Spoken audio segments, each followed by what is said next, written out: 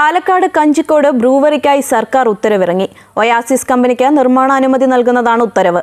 കമ്പനിക്കെതിരെയും brewery നിർമ്മാണത്തിനെതിരെയും പ്രതിപക്ഷം അഴിമതി ആരോപണം ശക്തമാക്കുമ്പോഴാണ് അഡീഷണൽ ചീഫ് സെക്രട്ടറിയുടെ ഉത്തരവ്.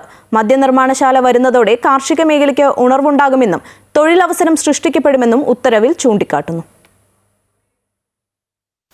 മധ്യപ്രദേശ് ആസ്ഥാനമായ ഒയാസിസ് കമ്പനിക്ക് പാലക്കാട്ടെ കഞ്ചിക്കോട്ട് ബ്രൂവറി ആരംഭിക്കുന്നതിൽ കഴിഞ്ഞ മന്ത്രിസഭാ യോഗമാണ് അനുമതി നൽകിയത്. എന്നാൽ ഡൽഹി മദ്യനയ കേസിൽ പ്രതിസ്ഥാനത്ത് നിൽക്കുന്ന കമ്പനിക്ക് കേരളത്തിൽ അനുവാദം നൽകിയതിനു പിന്നിൽ അഴിമതി ആരോപണമുയർത്തി പ്രതിപക്ഷം ശക്തമായി രംഗത്തുണ്ട്. ഈ ആരോപണങ്ങളൊക്കെ സർക്കാർ തള്ളിക്കളയുകയാണ്. പിന്നാലെയാണ് ഒയാസിസിന് അനുമതി നൽകിയുള്ള ഉത്തരവിറങ്ങിയത്. ബ്രൂവറി ആരംഭിക്കുന്നത് കാർഷിക മേഖലയ്ക്ക് ഉണർവുണ്ടാകുമെന്നും നിരവധി തൊഴിലവസരം സൃഷ്ടിക്കപ്പെടുമെന്നും ചൂണ്ടിക്കാട്ടുന്നു. വെള്ളം നൽകുന്നത് ജല അതോറിറ്റിയാണെന്നും ഇതിനായി കരാറുണ്ടെന്നും മഴവെള്ള സംഭരണത്തിനായുള്ള സംവിധാനം ഉണ്ടാകണമെന്നും ഉത്തരവിൽ പറയുന്നു. 600 കോടി രൂപ മുതൽ മുടക്കിയാണ് പദ്ധതി നടപ്പാക്കുന്നത്. 4 ഘട്ടങ്ങളായാണ് അനുമതി നൽകിയിട്ടുള്ളത്.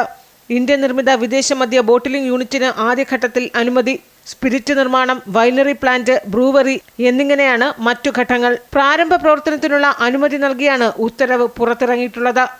അമൃത ന്യൂസ്, തിരുവനന്തപുരം.